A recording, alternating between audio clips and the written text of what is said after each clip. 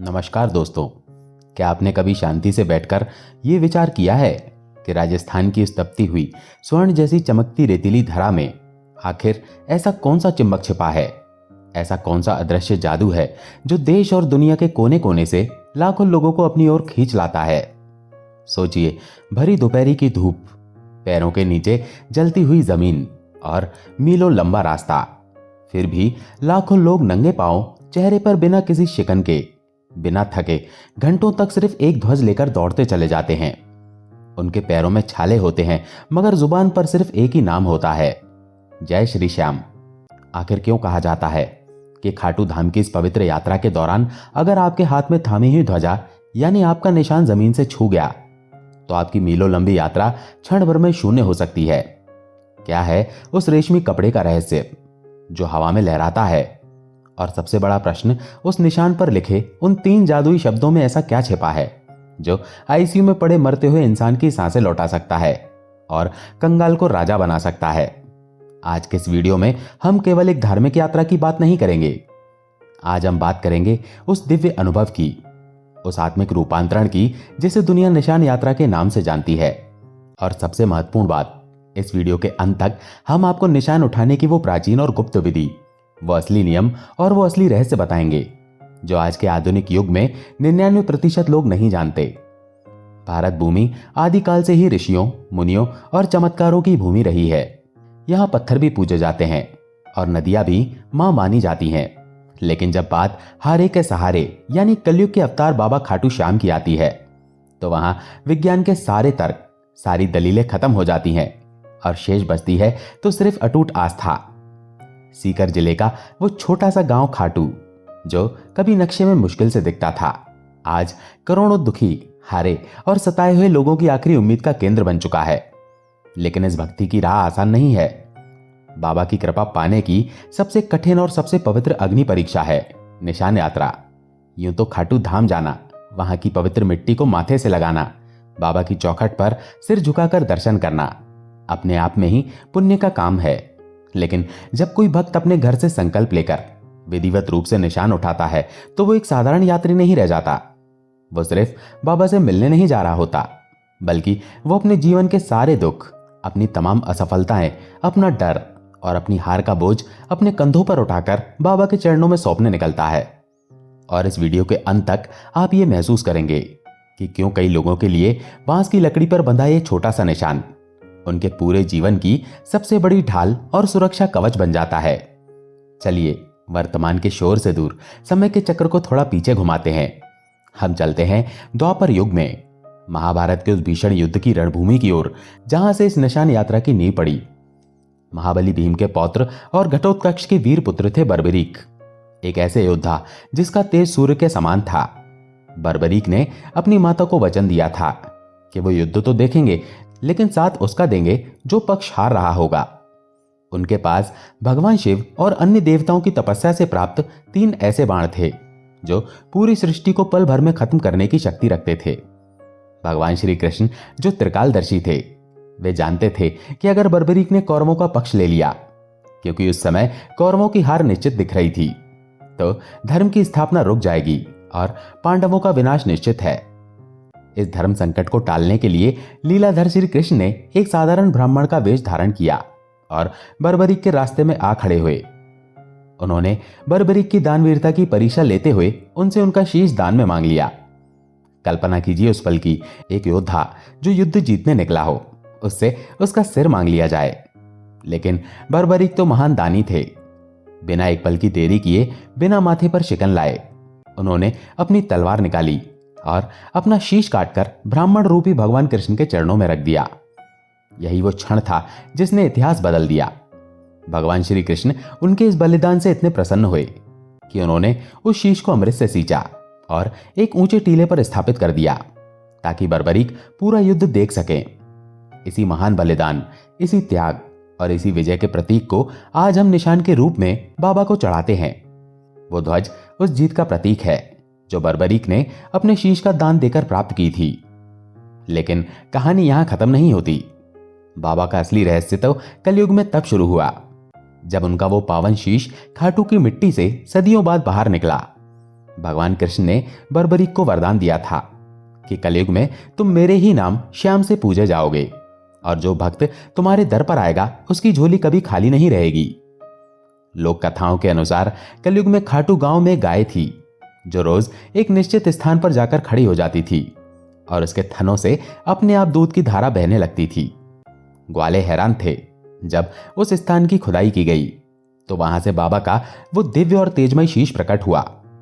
अब यहां एक बहुत बड़ा सवाल उठता है, जब बाबा का शीश जमीन से प्रकट हुआ और मंदिर बना तो आखिर वो पहला व्यक्ति कौन था जिसने निशान चढ़ाया? ये परंपरा शुरू कैसे हुई? परंपरा और स्थानीय लोक विश्वासों की गहराइयों में जाएं तो निशान चढ़ाने की यह प्रथा कई सौ साल पुरानी मानी जाती है। राजस्थान के सूरजगढ़ क्षेत्र के कुछ वयोवृद्ध भक्तों और संतों में यह मान्यता प्रचलित है कि परम श्रद्धेय भक्त शिरोमणि तुलसीराम जी को बाबा ने स्वयं स्वप्न में दर्शन देकर ध्वज चढ़ाने का संकेत दिया था। बाबा का आदेश मानकर उन्होंने एक ध्वज तैयार किया और पैदल चलकर खाटू धाम में अर्पित किया।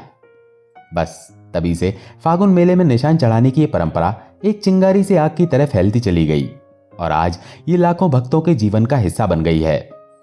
बाबा के दरबार का इतिहास सिर्फ भक्ति गीतों तक सीमित नहीं है, ये संघर्ष और रोंगटे खड़े कर देने वाले चमत्कारों से भी भरा पड़ा है।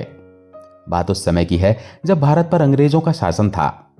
अंग्रेजी हुकूमत ने अपनी सत्ता के नशे में चूर होकर खाटू श्याम मंदिर में ताला लगा दिया था। भक्तों को दर्शन करने से रोक दिया गया। चारों तरफ हाहाकार मच गया।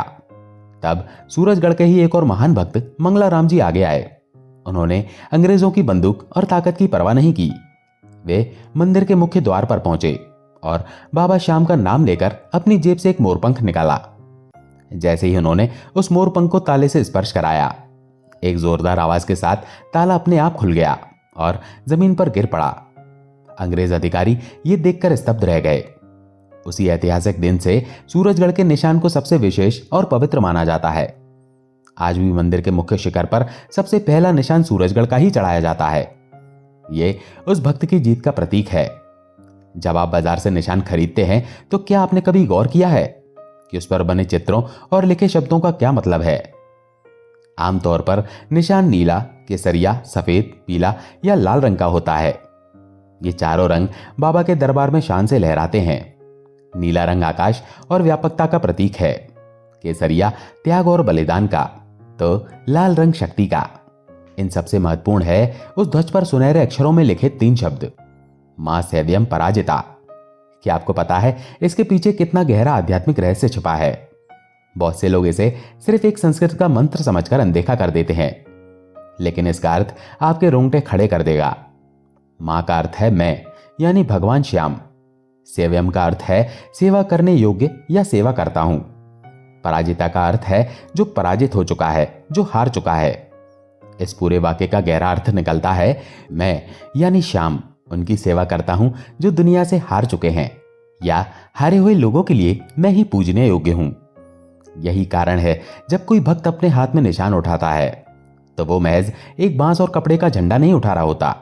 वो मौन भाषा में बाबा को यह संदेश दे रहा होता है, हे बाबा, दुनिया की होड़ में मैं थक चुका हूं।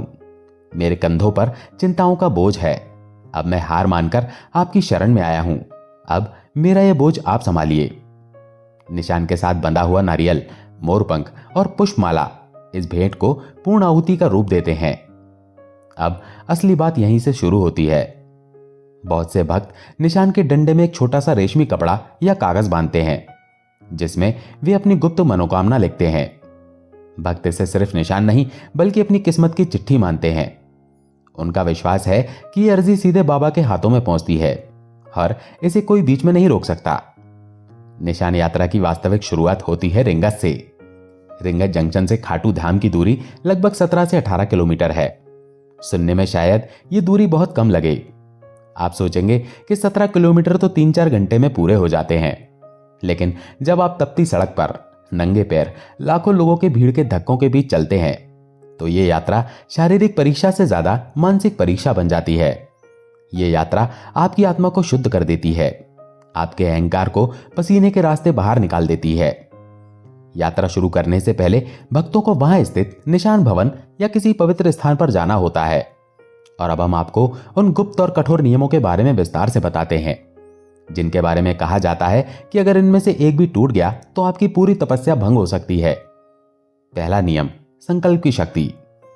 मंदिर के वयोवृद्ध पुजारी जी बताते हैं कि बिना संकल्प के किया गया कोई भी धार्मिक कार्य अधूरा और फलहीन होता है। बहुत से लोग बस निशान खरीदते हैं और चलना शुरू कर देते हैं। यह गलत है। सही विधि, सबसे पहले स्नान करके शुद्ध वस्त्र पहने, अपने हाथ में थोड़ा जल, थोड़े अक्षत, एक फूल और कुछ दक्षिणा लें। फिर मनी मन अपना नाम, गोत्र और अपना निवास स्थान बोलें।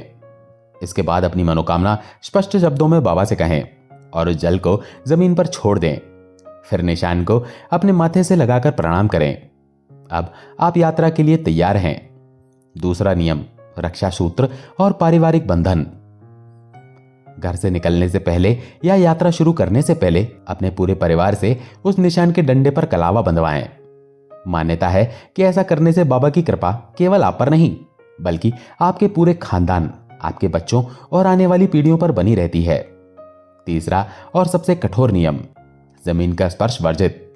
अब बात करते हैं उस नियम की जो सबसे ज्यादा चुनौतीपूर्ण है और जिसे लेकर भक्तों के मन में सबसे ज्यादा डर होता है। नियम, निशान को कभी भी किसी भी परिस्थिति में जमीन पर स्पर्श नहीं करना चाहिए। सोचिए, 17-18 किलोमीटर की दूरी, ऊपर से बरसती आग जैसी गर्मी, प्यास से सूखता गला और पैरों का दर्द, लेकिन नियम अटल है। अगर आपको रास्ते में रुकना है, चाहे पानी पीनी है, भंडारे में खाना खाना है या शौच आदि के लिए जाना है, तो आप अपना निशान जमीन पर नहीं रख सकते। आपको इसे निशान रखने के लिए बनाए गए विशेष स्टैंड पर रखना होगा या फिर अपने किसी साथी भक्त के हाथों में सौंपना होगा। इसके पीछे का वैज्ञानिक और आध्यात्मिक तर्क, क्या आप जानते हैं कि इस नियम के पीछे गहरा विज्ञान है? पुराने सिद्ध संतों के अनुसार जब आप विधिवत संकल्प लेकर निशान उठाते हैं तो उस ध्वज में एक दिव्य ऊर्जा यानी कॉस्मिक एनर्जी और बाबा का आह्वान समाहित हो जाता है। जैसे बिजली के तार को अर्थिंग मिलते ही करंट जमीन में चला जाता है, ठीक वैसे ही अगर निशान जमीन से स्पर्श हो गया तो वो सारी संचित ऊर्जा पृथ्वी में विलीन हो जाती है।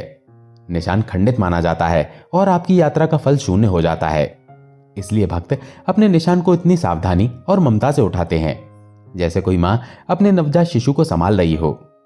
चौथा नियम, वाणी और विचार की शुद्धता। ये बात बहुत से पुराने सेवादार बार बार दोहराते हैं कि यात्रा के दौरान नशा करना, बीड़ी, सिगरेट, तंबाकू या सांसारिक गप्पे मारना जैसे राजनीति, व्यापार या चुगली करना सख्त मना है। इससे आपकी पूजा का प्रभाव खत्म हो जाता है। भक्त को पूरी यात्रा के दौरान सिर्फ कीर्तन, भजन या जय श्री श्याम का जाप करना चाहिए। यह जाप एक कवच का काम करता है।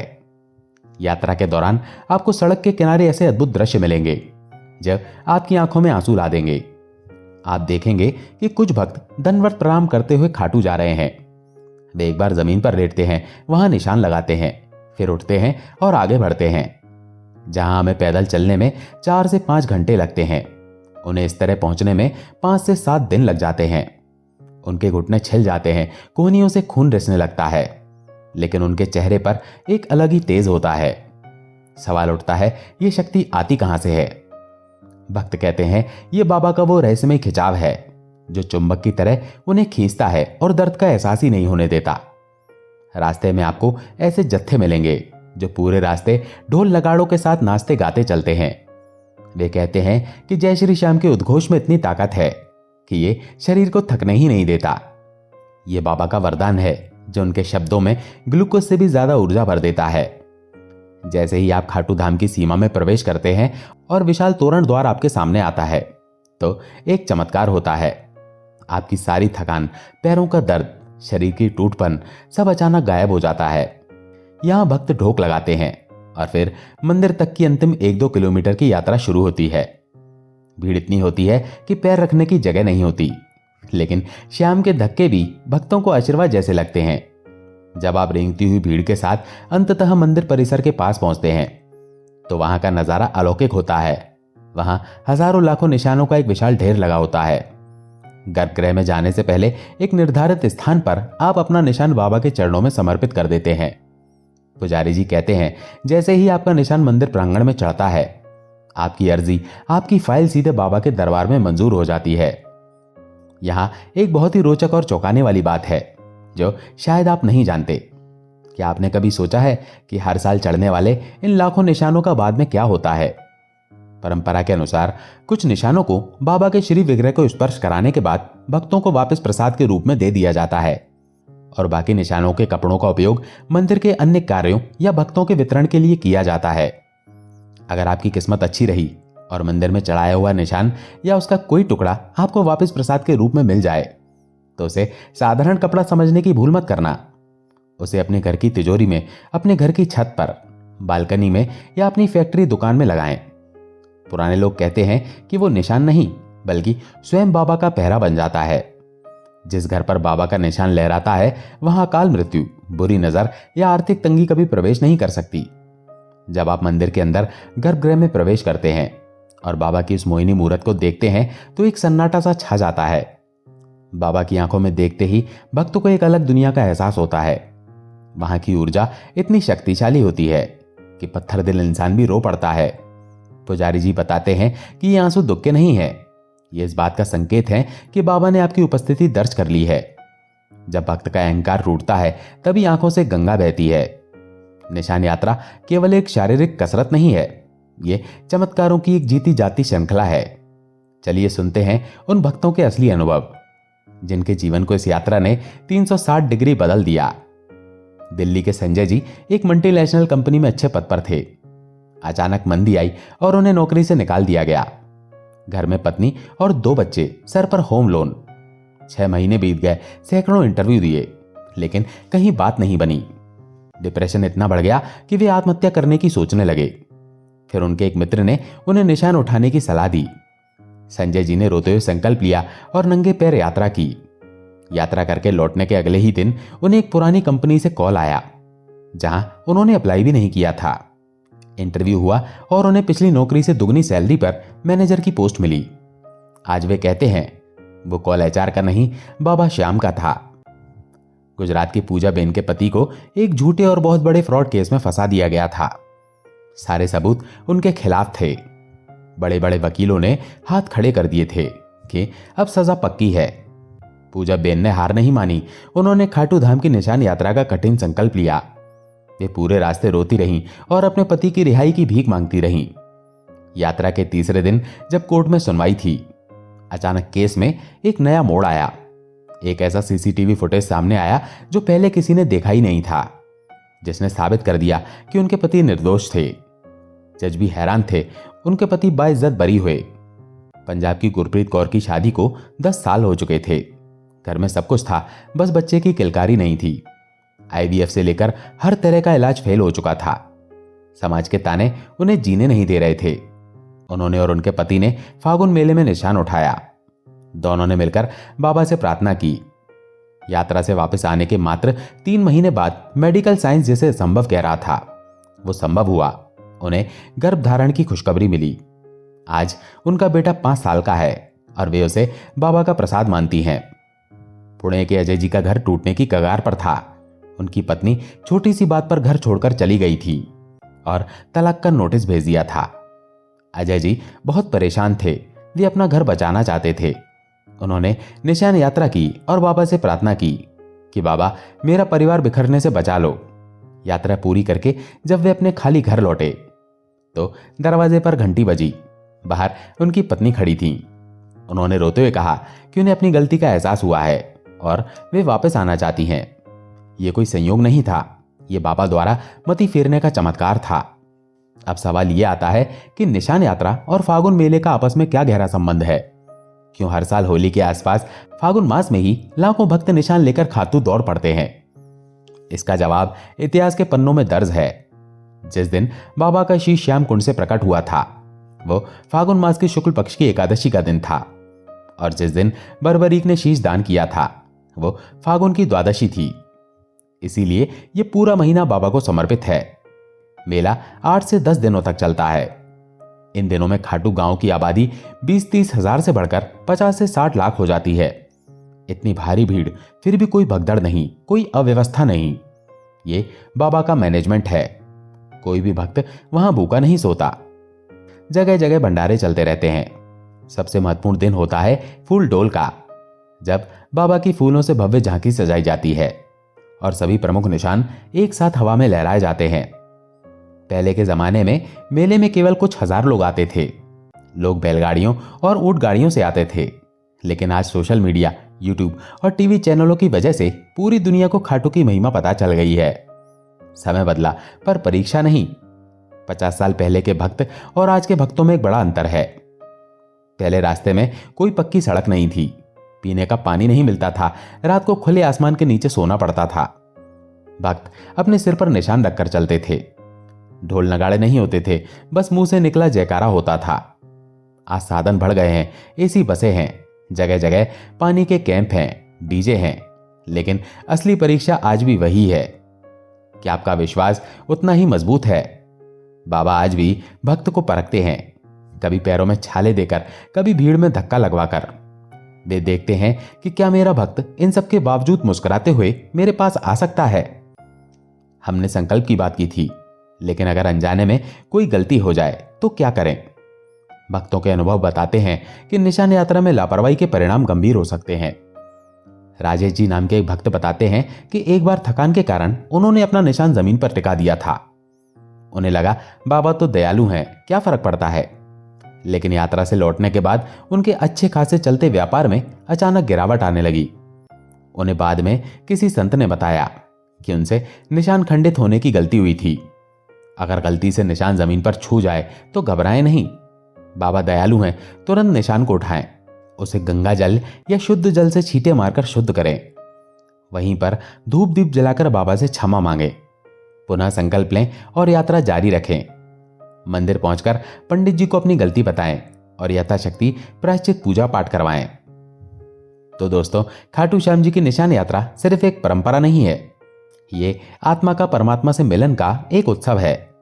ये हमें सिखाती है कि जब हम अपना मैं यानी अहंकार छोड़कर एक छोटा सा ध्वज लेकर निकलते हैं तो ब्रह्मांड की सर्वोच्च शक्ति हमारे साथ चलने लगती है। निशान उठाना इस बात का ऐलान है कि हे श्याम, अब तक मैंने अपनी लड़ाई खुद लड़ी और मैं हार गया। अब यह ध्वज आपके हाथ में है। अब जीत हो या हार, सब आपकी जिम्मेदारी है। और विश्वास मानिए, जब आप जिम्मेदारी बाबा पर छोड़ देते हैं तो वे आपको हारने नहीं देते। अगर आप इस साल निशान यात्रा पर जाने का विचार कर रहे हैं तो मेरी आपसे विनती है, इसे पिकनिक या मौज मस्ती का टूर न समझें। शुद्ध मन, पवित्र वस्त्र और आंखों में अटूट विश्वास लेकर जाइए। याद रखिए, बाबा आपके निशानों की कीमत नहीं देखते, वे आपके दिल की तड़प और आपके पैरों के छाले देखते हैं।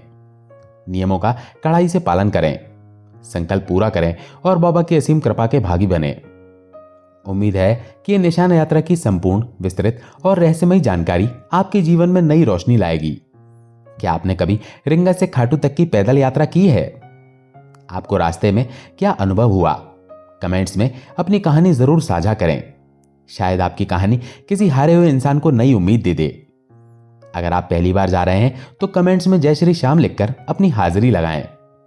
इस वीडियो को अपने उन सभी दोस्तों और रिश्तेदारों के साथ शेयर करें जो श्याम प्रेमी है या जो जीवन में हताश हैं। क्या पता यह वीडियो उनके लिए एक नया रास्ता खोल दे। चैनल को सब्सक्राइब करना ना भूलें और बेल आइकन दबाएं ताकि आप भक्ति के ऐसे ही गहरे रहस्यों से जुड़े रहें। बोलिए खाटू नरेश की जय, शीश के दानी की जय, हारे के सहारे की जय।